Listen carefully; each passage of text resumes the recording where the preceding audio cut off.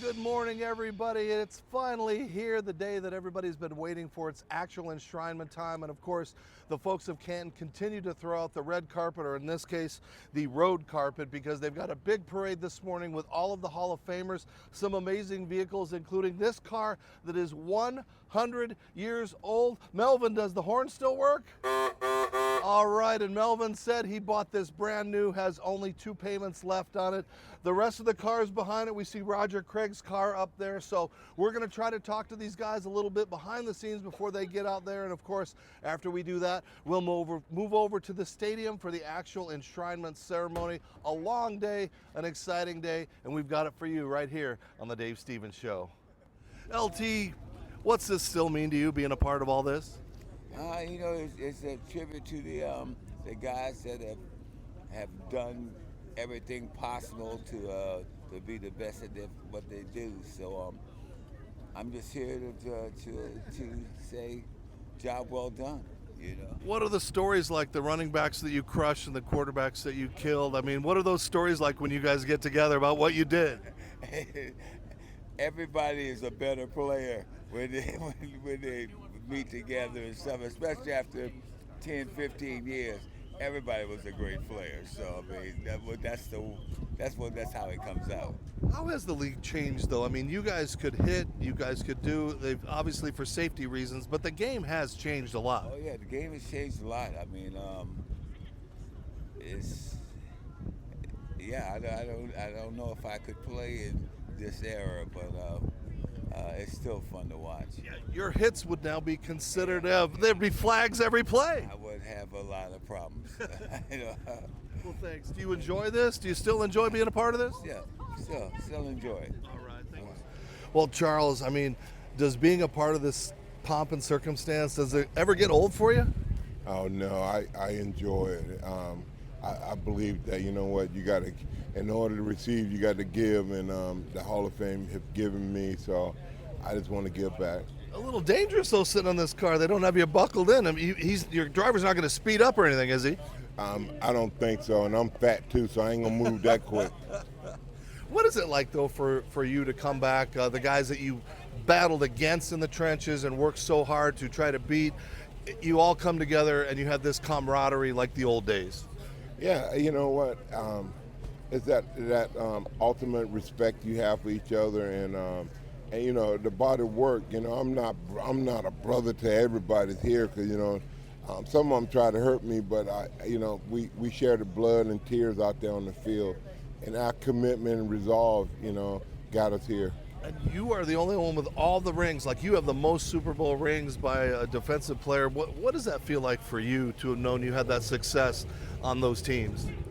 Well, you know, I'm blessed. God is He's touched me. You know, I'm getting more than I deserve, because you know, I played on the other side of anger and rage, and now I can sit back and enjoy. You get to be in a parade. You've had an amazing career. I mean, is it still fun after all these years? Yeah. I mean, look, I'm driving in a car that I wish that I could own. So yeah, I'm excited, and not only am I excited, I'm excited for my teammate Roger Craig, and to be able to come back and to celebrate his greatness. And he was my roommate, and just a terrific guy.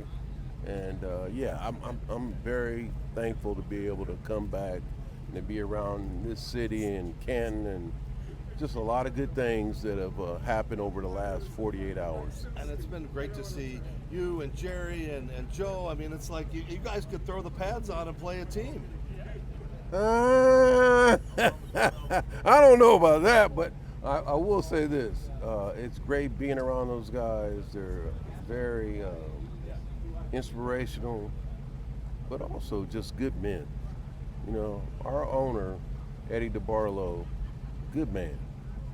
And so when you're around good people, it's easy to do. Well, we were able to get you before you get in your car, but you feel like you're old enough to be in a float? No, but it is a great thrill to be in this parade. This will be my 10th one, and it's just amazing. the city is so welcoming, and then you're out here with all your peers that you have looked up to and admired, so it's a great morning.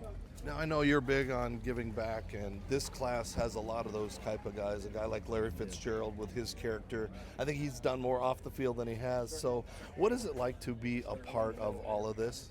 It's just a special feeling, knowing that you've got a brotherhood, and you know what these guys do. You mentioned Larry Fitzgerald. I have a son who was a wide receiver in high school, and Larry was playing for the Arizona Cardinals, and I asked him, if he wouldn't mind calling my son and encouraging him, and he did that. But then he got my address, and he wrote my son a letter, and my son Eric kept it on his door for his whole high school career. He read that letter every morning before he went to school. And that's the kind of thing, going one step above and beyond. That's what these guys are all about, and that's why it's so great to be with them. You're a great player, great coach. What does Tony Dungy do now in his life? Well, I just try to be available and help people when I can. I always pray about it, Lord, what can I do to have an impact and help people? And I'm having fun right now and just enjoying life. It's an honor to be next to one of the greatest running backs in the history of the NFL, Eric Dickerson. Eric, when you come back to these things, what are the most special memories for you? Well, I think one thing is parade. I haven't been in parade in 26 years, and I went in, so I'm here because of my daughter and my granddaughter wanted to come, and this is special because I remember the day that my daughter was 11 years old when I brought her. Now my granddaughter was 11 years old. She came back to see her grandpa, go through the parade.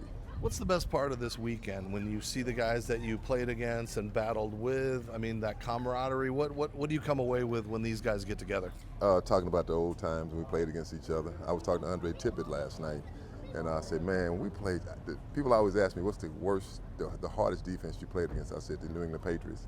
And they said, really? I said, man, they used to tear me up. And I was talking to him about it last night. He said, Eric, man, we got ready for you. He said, I'm telling you, he said, we had defenses for you. And I told him, I said, y'all used to kill me. I mean, and stuff like that is always fun to talk about, the old days.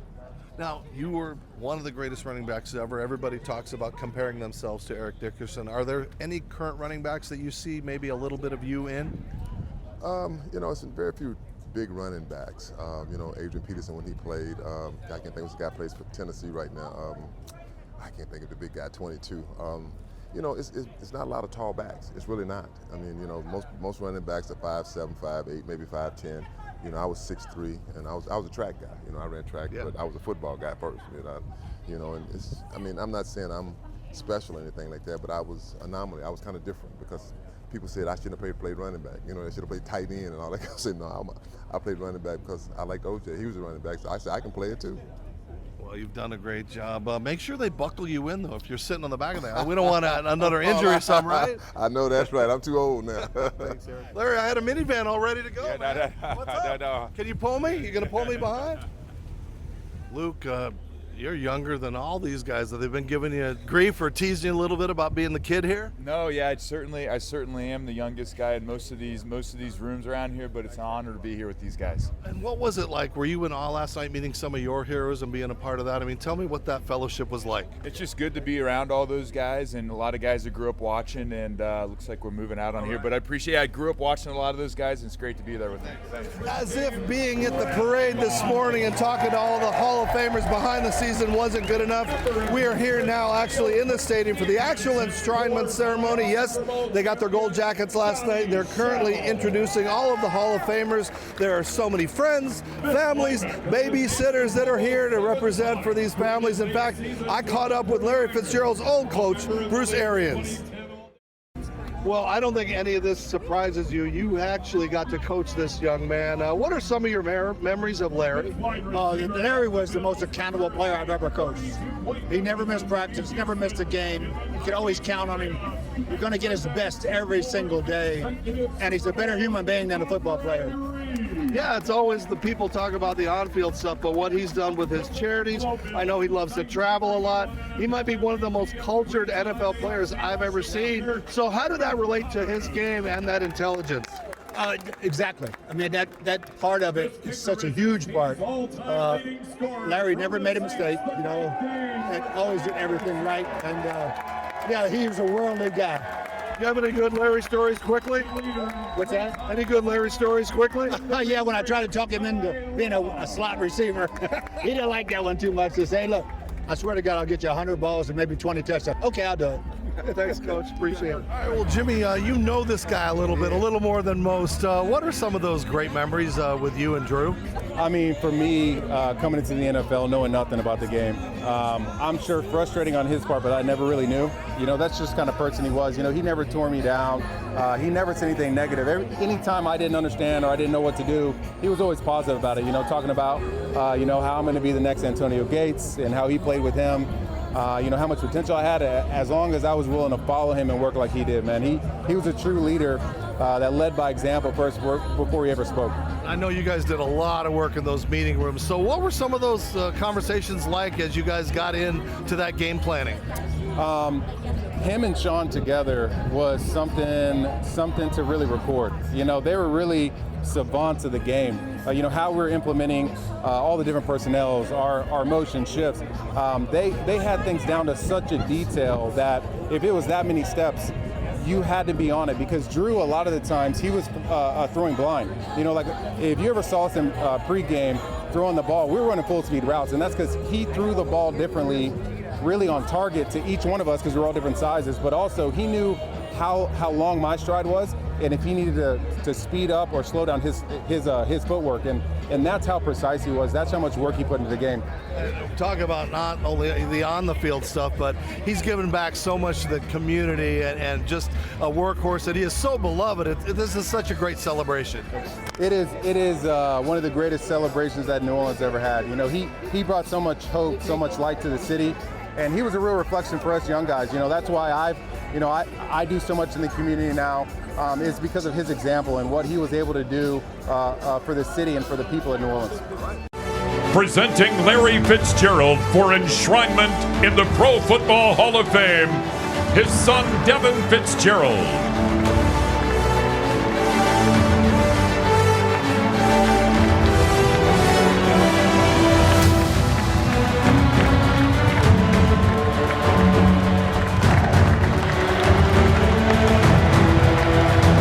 To the Cardinal fans back home in Arizona, you guys supported us on and off the field over the years. You showed up at home games, you showed up at away games, through wins and losses.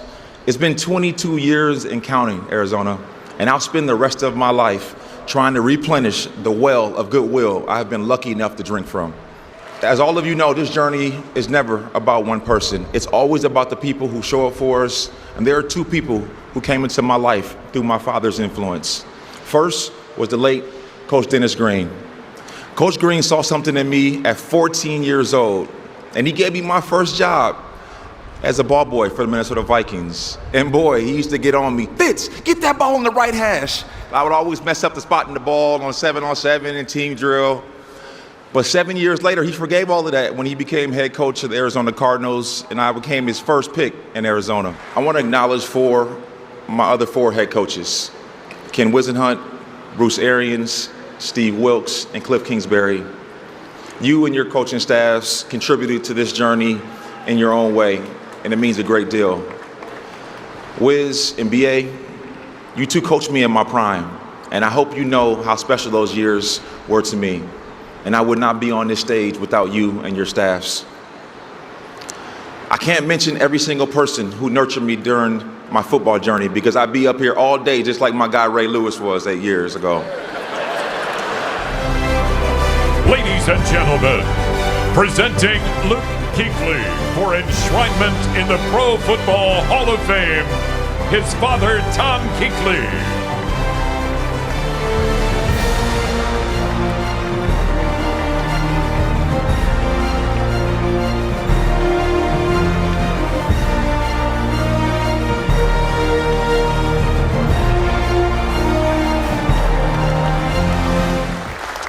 Now, like I mentioned before, I didn't have to look far to find out how things were done when I came to Carolina. One of those reasons was Greg and Kara Olson. I was just 21 years old, looking for what it looked like, and you two were so generous in so many ways. Now to my first team, my family. My mom's getting ready to start crying down there. She's got her sunglasses on. I have two wonderful brothers. They're sitting right up here, John and Henry. John's my older brother. He was my first teammate. We played on the same teams growing up. We took our first car rides together, went hunting, fishing, had plenty of adventures in the woods behind our house. John, you've always had the biggest heart, and you may not be the loudest person in the room, but I've always felt your support. It means the world that you're here today.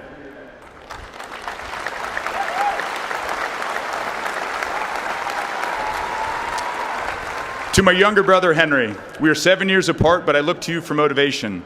Your drive, your determination, and will to find the way to be the best is so fun to watch. You're consistent in what you do, and it's so cool to see. I've seen it through schooling and now in the medical residency. Your ability to wake up, be the same person, treat everyone well, and do your job the best you can has made me so proud. And over time, teammates become friends, and friends become family. That's why when people ask me what I miss most about football, it's not one specific game or one specific play. It's the locker room, which I feel like I have again with you guys up here. It's the conversations that have nothing to do with sports. It's celebrating together after wins and hurting together after losses.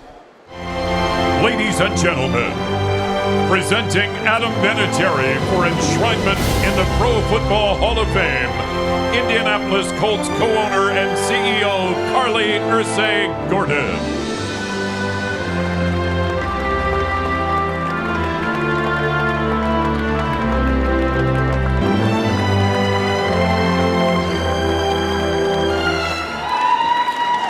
So here I stand at the top of the mountain, the pinnacle of greatness, the highest achievement in my professional career, and I can officially say my biggest dreams have come true. I was lucky enough to play with the greatest quarterback in Patriot history. Unfortunately, he was unable to make it here today, Drew Bledsoe.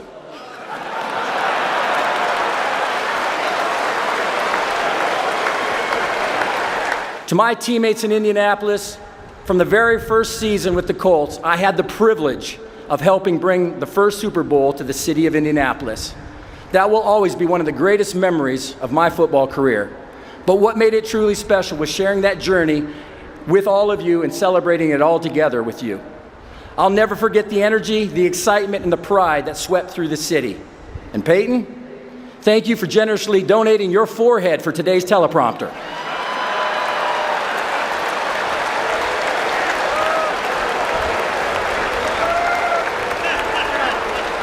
I would repeat those last few statements about Coach Bill Belichick as well. Thank you for demanding excellence every single day. Your preparation, discipline, and attention to detail shaped far more than my football career. Unfortunately, Bill couldn't make it here today. There's a lot going on at UNC right now. He may be on a recruiting trip right now looking for the next Lawrence Taylor. I thought it was because training camp had already started, but in truth, it's because he's judging his girlfriend's cheerleading competition.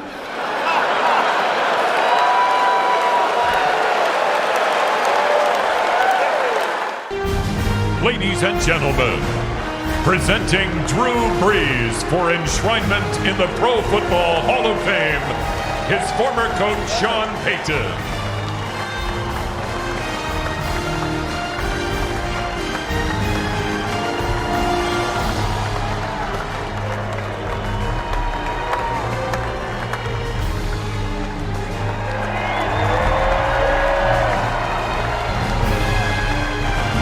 The time we spent together away from the facility was always the most impactful.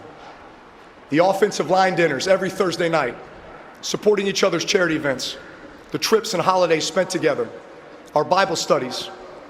Inside the facility, it was about developing timing, rhythm, and communication around the game plan. Outside the facility, it was about relationship, camaraderie, trust, connection, loyalty, and brotherhood. This is where the magic happens.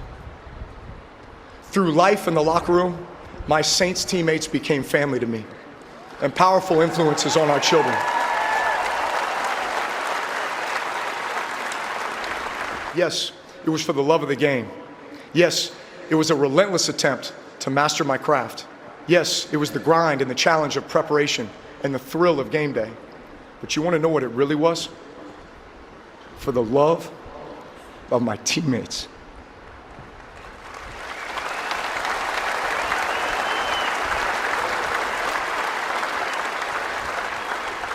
I would wake up every day with a burning desire to commit, sacrifice, and command in a way that would give them everything that they deserved. As time passes, those feelings don't diminish. They become stronger. What we built, what we achieved, what we experienced together can never be taken away. You all make up the golden threads of this jacket.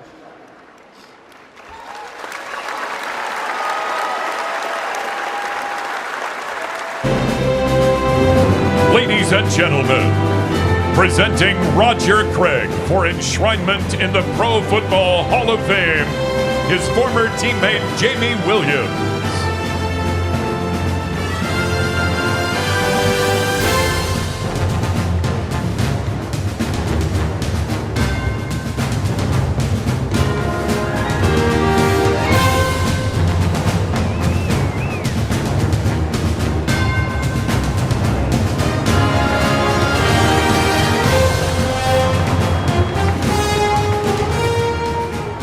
Today, there's another chapter I want to share. I've been diagnosed with vascular dementia that my doctors believe may be related, at least in part, to the concussions I experienced during my career. The changes were gradual. At first, they were easy to dismiss as normal aging. Over time, my family noticed it too, and ultimately led us to seek answers from my doctor. Two things can be true. Football gave me opportunities beyond anything I could imagine. It helped shape the man I became. At the same time, we know more today about brain health than when I played. And I hope sharing my story encourages people to pay attention to their health and seek help when something doesn't feel right. I want people to know this diagnosis doesn't define me. I am still Roger Craig. All right, that's going to do it from the enshrinement weekend here at Canton. Some amazing speeches from Vinatieri, Larry. It was just emotional. I am just ready to go home and come back and look at all of the video that we shot. We talked to so many Hall of Famers, so many amazing players, and again, it was my very first experience, and as you can tell from my smile, I had a great time. So thank you for watching us. Thank you for supporting the Dave Stevens Show. You can catch more on Your Home TV or all the social media platforms under Dave Stevens Speaks. We'll see you next time on the road. I'm Dave Stevens.